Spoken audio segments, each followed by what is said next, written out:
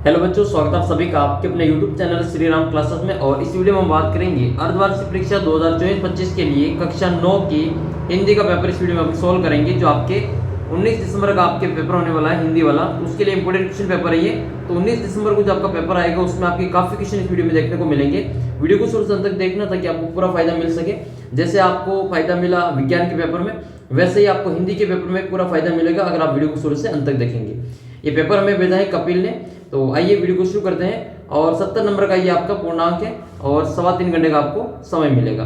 तो इस पेपर को देखने से पहले मैं आपका जो पेपर होगा 19 तारीख का, उसका ब्लूप्रिंट भी आपको बताता हूँ और सिलेबस में आपको बताता हूँ कि आपकी कौन से किताब के कितने प्रश्न पूछे जाएंगे, निबंध कितने नंबर का होगा, वो सारी चीजें इसमें आपको, एप्लीकेशन कितने नंबर की होगी, प्रार्थना पत्र वगैरह और लेखक परिचय, कवि परिचय, वो सभी आपको यहाँ पे बता देते हैं। तो देखो हिंदी के पेपर में क्या क्या आने वाला है। हिंदी का पेपर आपके 70 नंबर का होगा और आपके 6 नंबर के 2 गद्यांश पद्यांश आएंगे। ठीक है, अपठित गद्यांश आएगा 6 नंबर का और 6 नंबर का आपके जो अपठित पद्यांश आने वाला है। तो गद्यांश और पद्यांश दोनों मिला के आपके कितने नंबर होंगे, 6 नंबर आपके ये हो जाएंगे। अब 6 नंबर में आपके किस टाइप के क्वेश्चन पूछे जाएंगे, तो आपके 2 प्रश्न तो आपके अभ्यासोदय के पूछे जाएंगे। ठीक है, एक नंबर के 2 नंबर ये हो जाएंगे। फिर आपके जो अति लघुतरात्मक प्रश्न है वो 3 प्रश्न पूछेंगे एक नंबर के, और 1 प्रश्न आपका लघुतरात्मक 1 नंबर का पूछा जाएगा। टोटल आपके इस प्रकार से कितने 6 क्वेश्चन हो जाएंगे और आपका 6 नंबर का ये पैराग्राफ ये आपके हो जाएगा। फिर आपके अपठित पद्यांश आएगा जो कि वो भी आपके अपठित ही होगा और 6 नंबर का ये होगा। तो 6 और 6 कितने नंबर हो जाएंगे, 12 नंबर। इन 12 नंबर के प्रश्नों का उत्तर आपको किताब इस पेपर में से देख के लिखना है। तो 12 नंबर तो आपके ये तैयार करने। एमसीक्यू आपके 2 क्वेश्चन आएंगे, अति लघुतरात्मक 3 प्रश्न और लघुतरात्मक 1 प्रश्न। ये तो हो जाएगा आपका राइटिंग सेक्शन। फिर आपके ये तो हो जाएगा आपका रीडिंग सेक्शन, फिर आपके राइटिंग सेक्शन। तो एक आपके तो निबंध आएगा, ठीक है, ऑप्शन सहित आपके आएगा, 4 नंबर में पूछा जाएगा निबंध आपके। एक आपके संवाद लेखन या पत्र लेखन आएगा जो कि 3 नंबर का आएगा, और एक आपके प्रतिवेदन तैयार करना है, रिपोर्ट, जिसमें आपके 3 नंबर के प्रश्न पूछे जाएंगे। फिर आपके आएंगे व्याकरण के। तो देखो आपके ये कितने नंबर हो जाएंगे, निबंध के, पत्र के और प्रतिवेदन के, ये टोटल आपके 10 नंबर हो जाएंगे। तो 10 नंबर आपके ये हो जाएगा और 12 नंबर आपके ये पैराग्राफ के, गद्यांश पद्यांश के। और फिर आपके व्याकरण के प्रश्न। तो व्याकरण के जो क्वेश्चन है आपके 6 प्रश्न आपके अभ्यासोदय वाले आएंगे और 4 प्रश्न आपके वन लाइनर आने वाले। तो 10 नंबर आपकी व्याकरण की आने वाले, 10 प्रश्न व्याकरण के। फिर आपकी जो किताब है जिसका नाम क्या है अपने, क्षितिज किताब है। तो क्षितिज जो किताब है, इस किताब से आपके टोटल 12 प्रश्न पूछे जाएंगे। क्षितिज किताब से टोटल कितने प्रश्न आएंगे, 12 प्रश्न आएंगे। 5 प्रश्न आएंगे आपके 2-2 नंबर के, 10 नंबर ये हो जाएगा, और 1 प्रश्न आपके 4 नंबर का आएगा जो कि 4 नंबर का ये होगा। तो 14 नंबर का तो ये ऊपर हो जाएगा आपके, जिसमें आपके गद्य भाग हो जाएगा। पद्य भाग में आपके 5 प्रश्न आएंगे 2-2 नंबर के, 10 नंबर का ये हो जाएगा, और 1 प्रश्न आपके 4 नंबर का आएगा, जो टोटल 4 नंबर ये होंगे। तो 14 नंबर ये हो जाएंगे। तो 14 और 14 28 नंबर। जो क्षितिज वाली किताब है वो 28 आपके नंबर की किताब है। अब कितने पार्ट आपको तैयार करना है, तो आपके जितने पार्ट किताब में, उस किताब के पार्ट के आपको 70% जो आपके पार्ट है वो तैयार करना है, क्षितिज के भी और आपके गद्य पार्ट के भी। मान लो आपके पार्ट है जो 10 पार्ट है मान लो, तो आपको 7 पार्ट तक जो तैयार करना है। टोटल 7 आप ये गद्य भाग में भी और पद्य भाग में भी। फिर कृतिका वाली किताब कितने नंबर की है, तो कृतिका वाली किताब भी आपके 10 नंबर की है। कृतिका वाली किताब भी आपके ये 8 नंबर की है, 10 नंबर की नहीं, 8 नंबर की। तो 3 जो प्रश्न आपके अति लघुतरात्मक प्रश्न पूछेंगे 1-1 नंबर में, और 1 प्रश्न 2 नंबर का होगा, ठीक है, और 1 प्रश्न आपके 3 नंबर का पूछा जाएगा। तो इस प्रकार से आपके टोटल ये 6 और 2 8 नंबर के आपके कृतिका वाली किताब के प्रश्न पूछे जाएंगे। ठीक है, इसमें आपके जो अर्धवार्षिक परीक्षा है इसके लिए आपके 70% प्रश्न पूछा जाएगा, और निबंधात्मक जो प्रश्न होंगे उनमें आपको विकल्प वाला ऑप्शन मिलेगा, 2 में से भी आपको 1 करना होगा। अब आपका जो पेपर है उसमें अपन सोल्व कर। तो सबसे पहला अपठित गद्यांश आपके सामने है। 16वीं शताब्दी की बात है, बादशाह हुमायूं शेरशाह से हार कर भागा था और सिंध के रेगिस्तान में मारा मारा फिर रहा था।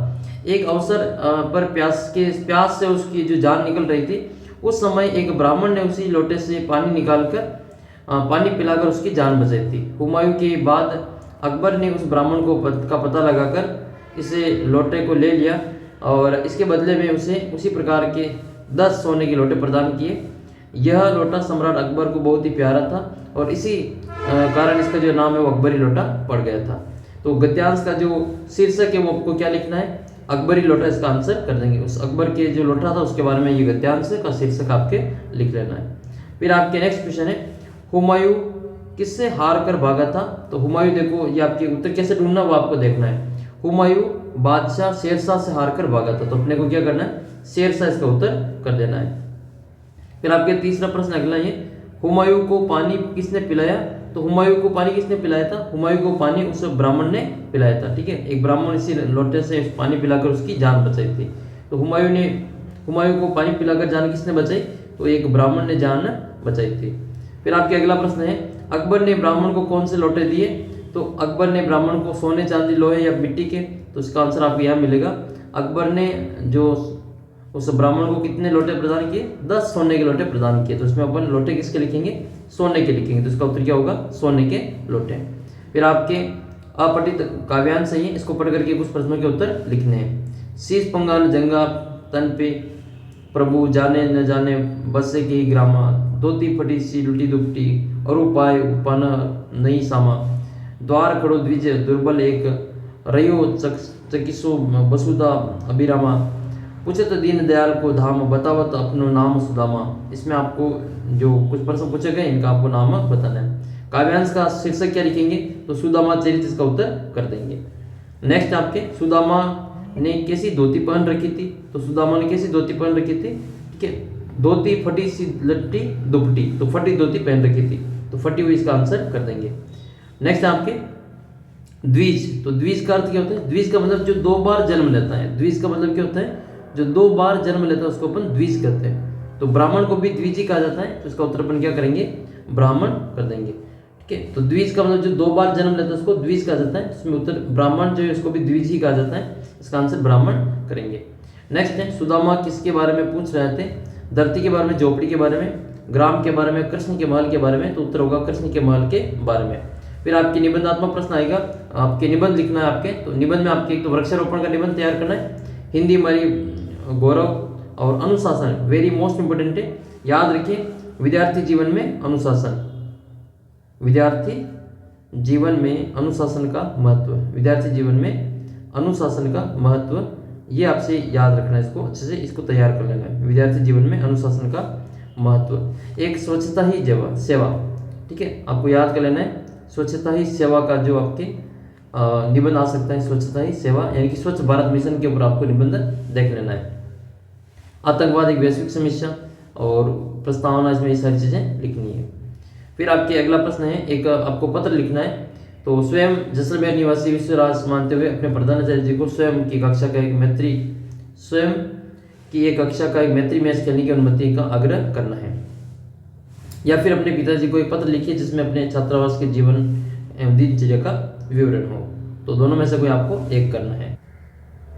तो इसमें आपको अपने प्रधानाचार्य जी को स्वयं की कक्षा का एक मैत्री मैच खेलने की अनुमति के लिए आग्रह करना है। तो प्रधानाचार्य जी को प्रार्थना पत्र लिखने के इस प्रकार से लिखेंगे। सबसे पहले, सेवा में श्रीमान प्रधानाध्यापक महोदय, राजकीय उच्च माध्यमिक विद्यालय, जो स्कूल का नाम है वो लिख लेना इसमें। विषय, पड़ोसी विद्यालय की फुटबॉल टीम से मैत्री मैच खेलने की स्वीकृति हेतु। फुटबॉल हो तो फुटबॉल, कबड्डी हो तो कबड्डी, जो भी मैच हो उसमें पेपर में वो आपको नाम लिख लेना है। फिर लिखना आपको, महोदय सविनय निवेदन है कि हमारे विद्यालय की फुटबॉल टीम के सदस्य स्थानीय जो राजकीय उच्च विद्यालय है उसकी फुटबॉल टीम के साथ जो एक मैत्रीपूर्ण मैच खेलना चाहते हैं, और राजकीय उच्च प्राथमिक विद्यालय के प्रधानाचार्य जी ने वहाँ की टीम को जो यह मैच खेलने की अनुमति स्वीकृति प्रदान कर दी है। साथ ही वे उक्त मैच हमारे ही विद्यालय के खेल मैदान में करवाने के लिए सहमत हैं। तो इस विषय में आपकी स्वीकृति प्राप्त होना आवश्यक है। ठीक है, कृपया करके हमें अपने विद्यालय के खेल के मैदान में कल शाम को 3 बजे यह मैच खेलने की अनुमति प्रदान करें, अनुग्रहित करें। सर धन्यवाद। आपका आज्ञाकारी शिष्य, आपके कप्तान का नाम आपको यहाँ पे लिख लेना है। फिर आपको इसमें जो दिनांक है वो यहाँ पे लिखनी है। फिर आपके अगला प्रश्न है, उपसर्ग और प्रत्यय की परिभाषा देकर इसके आपको 2 उदाहरण देने। उपसर्ग की परिभाषा बतानी और प्रत्यय की भी आपको परिभाषा बतानी, फिर आपको 2 उदाहरण भी बता। तो उपसर्ग क्या होते हैं? उपसर्ग वे शब्दांश होते हैं जो शब्द के पहले जुड़कर उसके मूल शब्द के अर्थ में परिवर्तन कर देते हैं, उसको अपन उपसर्ग कहते हैं। उपसर्ग हिंदी में आपके मुख्य रूप से 3 प्रकार के होते हैं। और हिंदी के, संस्कृत के विदेशी उपसर्ग, और अपने हिंदी में आपसे उपसर्ग पूछे तो आपके 22 उपसर्ग होते हैं। ठीक है, उदाहरण बताना जैसे, तो उदाहरण के लिए आप इसमें बताएंगे जैसे अप का मतलब होता है बुरा, जैसे अपयश, अपकीर्ति, अपकर्ष, अपमान, अपकार। तो ये अप उपसर्ग लगा के आपको 2 वाक्य बनाने, तो अप प्लस मान अपमान, अप प्लस कार अपकार हो जाएगा, अप प्लस कर्ष अपकर्ष हो जाएगा। इसी प्रकार से आपको जैसे उप आपके जो इसमें है उप वाला, तो उप वाला भी देख लेते हैं। उपहार, उपकार, उपमान, उपयोजन, उपचार, ये सभी आपके उप के उपचार हैं। ठीक है, उप के ये सभी आपके उपसर्ग के उदाहरण हैं। तो ये सभी उपसर्ग आपको अच्छे से देख लेना। ये पूरी PDF आपको ऐप के ऊपर मिलेगी, ऐप से डाउनलोड कर लेना इसको, और इसको पूरी यहाँ पे आप जो अच्छे प्रकार से देख सकते हैं। फिर आपके 9 2 11 होना, एक मुहावरे का अर्थ लेकर उसको वाक्य में प्रयोग करना है। तो 9 2 11 होना का मतलब क्या होता है? भाग जाना। क्या होता है ये? भाग जाना। ठीक है, पुलिस को देखते ही चोर है जो 9 2 11 हो गया। पुलिस को देखते ही चोर 9 2 11 हो गया। ये आपको वाक्य में प्रयोग करके भी लिख देना है। मैं आपसे मुहावरा पूछता हूँ, एक तो आँखों का तारा, एक तो आँखों का तारा, इसका आपको मुहावरे का अर्थ भी बताना है और वाक्य में प्रयोग भी करना है। एक आपके कमर कसना, कमर कसना, मुहावरे का अर्थ भी बताना है और उसका वाक्य में प्रयोग भी करना है। परसर्गनी क्रिया का प्रभाव के 2 उदाहरण बताइए। ने जो है जैसे राम ने रावण को मारा, राम ने रावण को मारा, तो इस प्रकार से आपको ने क्रिया का उदाहरण लगा के इसको लिखना है। वाक्य की परिभाषा बताते हुए रचना के आधार पर वेदों के नाम लिखिए। तो वाक्य की परिभाषा क्या होती है?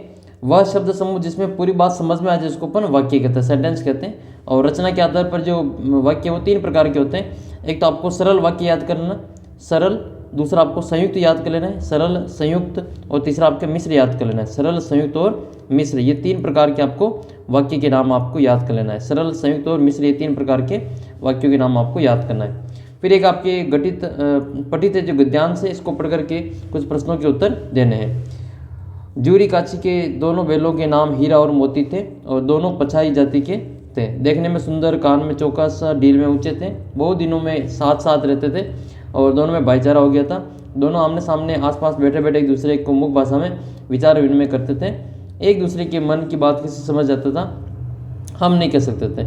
अवश्य ही उनमें कोई जो गुप्त शक्ति थी। दोनों एक दूसरे को चाट कर सूंघ कर अपना प्रेम प्रकट करते थे और कभी कभी दोनों सींग भी मिलाया करता था। तो पहला प्रश्न आपके ये कि दोनों बैल किसके थे? तो दोनों बैल किसके थे? जूरी काची के थे। क्या थे? जूरी और काची। तो जूरी काची नाम इसमें आपको लिख लेना है, जूरी काची। तो इसमें आप क्या लिखेंगे? जूरी काची के थे। दोनों बैल किस जाति के थे? तो पछाई जाति के थे। दोनों पछाई जाति के थे। इसमें आप क्या लिखेंगे? पछाई जाति के थे। ठीक है, तो ये लिखना है आपको। इसके अलावा बहुत दिनों से साथ रहने से दोनों में क्या हो गया? तो बहुत दिनों में आमने सामने रहते से इसमें ये दोनों में क्या हो गया? भाईचारा हो गया। तो आपको यहाँ से लिख लेना है, दोनों में क्या हो गया? भाईचारा हो गया। तो इसमें आपको भाईचारा लिखना है। दोनों अपना प्रेम कैसे प्रकट कर देते हैं? तो दोनों अपना प्रेम प्रकट करने के लिए एक दूसरे को चाट करके सूंघ करके अपना प्रेम प्रकट कर देते हैं और कभी कभी सींग भी मिलाया कर देते हैं। तो अच्छा, ये पाठ किस, ये जो गद्यांश लिया गए हैं ये किस पाठ से लिया गया है? उस पाठ के जो लेखक है उनका नाम आपको कमेंट करके बताना है।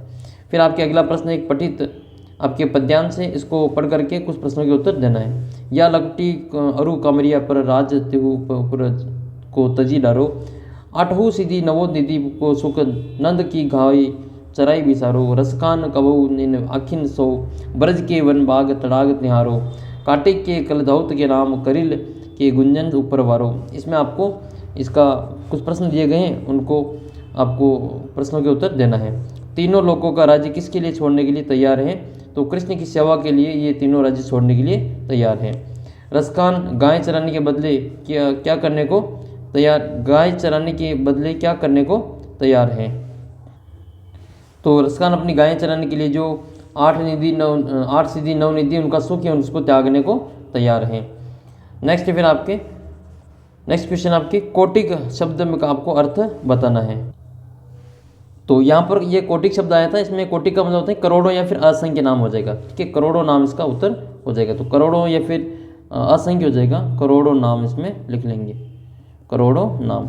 फिर रसखान अपनी आँखों से किससे निहारना चाहता है? तो रसखान अपनी आँखों से जो भगवान श्री कृष्ण को निहारना चाहते हैं। तो ठीक है, ये आपको यहाँ पे लिख लेना है। अगला प्रश्न फिर आपकी किताब के पाठ के प्रश्न है ये। ठीक है, तो इनको भी आपको अच्छे से याद करना है। तो सबसे पहला प्रश्न आपके ये है कि लासा की और पाठ के लेखक का नाम बताइए। तो उसमें कौन लेखक है इसके? राहुल सांकृत्यायन, ठीक है, राहुल सांकृत्यायन इनका जो पूरा नाम है, राहुल सांकृत्यायन इनका पूरा नाम है। अच्छा, कमेंट करके आपको बताना है कि इन्होंने जो श्रीलंका में कौन सा जो धर्म है वो अपनाया। फिर आपके अगला प्रश्न है कि जूरी के साले का नाम क्या? तो जूरी के साले का नाम क्या था? गया था, ठीक है, जूरी के साले का नाम गया था। अच्छा, उन दोनों बेलों का नाम क्या था? कमेंट करके बताना। जो वो आपने नाम तो बता ही दिया होगा, दो बेलों की कथा है और उसके लेखक कौन है? मुंशी प्रेमचंद है। और उनकी जो नायिका है वो आपके जूरी, और जूरी के दोनों बेल कौन है? हीरा और मोती। तो ये आपको याद कर लेना, हीरा और मोती। सलीम अली की जो आत्मकथा है, सलीम अली की आत्मकथा का नाम क्या है? The fall of the sparrow. The fall of the sparrow ये डॉक्टर सलीम अली की एक आत्मकथा है। तो द फॉल ऑफ स्पैरो ये उनकी सलीम अली की आत्मकथा है। रस खान का मूल नाम क्या था? जो रस खान है, इनका मूल नाम क्या था? तो सैयद इब्राहिम नाम है, आपको याद करना है। क्या नाम याद करना है? सैयद इब्राहिम। सैयद इब्राहिम रस खान का जो मूल नाम था। फिर आपके अगला प्रश्न है कि रस खान की किसी एक रचना का नाम आपको लिखना है। तो आप इसमें लिख सकते हैं रचना में सुजान रस खान है, प्रेम वाटिका है। सुजान रस खान, सुजान रस खान इनकी एक रचना है। सुजान रस खान और प्रेम वाटिका इनकी रचना है। नेक्स्ट क्वेश्चन फिर आपका अगला प्रश्न ये कि गोपियाँ किसका रूप धारण करना चाहती हैं? गोपियाँ किसका रूप धारण करना चाहती हैं? तो गोपियाँ जो है वो भगवान श्री कृष्ण का जो रूप धारण करना चाहती है। इसमें क्या लिखेंगे? भगवान कृष्ण का रूप धारण करना चाहती हैं। मनुष्य ईश्वर को कहाँ कहाँ ढूंढता है? तो मंदिर में, मस्जिद में, काबा में, कैलाश में, ठीक है, इन सभी जगह पे ढूंढता है। अगला प्रश्न है कबीर ने सच्चा प्रेमी किसको कहा है? कबीर ने सच्चा प्रेमी किसको कहा है? तो ये आपकी कबीर वाले पाठ से प्रश्न लिए गए हैं। तो कबीर ने जो परमात्मा के भक्त हैं उनको सच्चा प्रेमी कहा है। तो परमात्मा के भक्तों को, परमात्मा के भक्तों को सच्चा प्रेमी कहा है। अगला प्रश्न है इस जल प्रलय में अनवरत शब्द का क्या अर्थ है? तो अनवरत का मतलब क्या होता है? लगातार, ठीक है, इसका अपन क्या करेंगे? अनवरत का लगातार इसका आंसर करेंगे। तो अनवरत शब्द का मतलब होता है लगातार। फिर आपके नेक्स्ट क्वेश्चन है मेरे संग की औरतें किस प्रकार का गद्य रचना है? जो मेरे संग की औरतें पाठ है वो किस प्रकार की रचना का उदाहरण है? तो मेरे संग की जो औरतें वो रचना है वो आपकी संस्मरणात्मक गद्य विद्या होती है उसकी रचना है। तो इसमें आपके लिखे संस्मरणात्मक। अच्छा, इसमें कमेंट करके बताना कि जो मेरे संग की औरतें हैं इस जो पाठ है इसके लेखक का नाम आपको कमेंट करके बताना। लेखिका कौन है इसकी, ठीक है, कौन, आप जो इसका उत्तर कमेंट करके बताएंगे। तो ये संस्मरणात्मक गद्य विद्या है। नेक्स्ट क्वेश्चन फिर आपका ये बाढ़ पीड़ित क्षेत्रों में कौन कौन सी बीमारियां फैलने की आशंका रहती हैं? तो बाढ़ पीड़ित क्षेत्र जितने भी होते हैं उसमें हैजा, मलेरिया, टाइफाइड, डेंगू, श्वसन संबंधी, त्वचा संबंधी रोग फैलने की जो बीमारियां फैलने की आशंका रहती हैं। मृदुला गर्ग लेखिका की बहनों का नाम आपको बताना है कि जो मृदुला गर्ग लेखिका है ये मेरे संग की औरतें पाठ की लेखिका है जिनका नाम आपने कमेंट सेक्शन में लिख दिया होगा। तो इनकी बहन का नाम आपको बताना है। तो मृदुला गर्ग की जो बहन है उनका नाम आपको यहाँ पे लिख के बताना है। देखो, जो प्रश्न मैं आपसे पूछता हूँ उनका उत्तर आप साथ के साथ कमेंट करते जाएं, आपको फ़ायदा मिलेगा। तो ये जो मृदुला गर्ग है उसकी बहनों के नाम क्या क्या थे? एक तो आपके मंजुला था, क्या नाम था? मंजुला। इसके अलावा आप याद रखें इसमें भगत था, भगत। एक आपके चित्रा, एक इसमें रेणु और एक अचला। ये 5 बहनें इनके नाम लिख लेना आपको।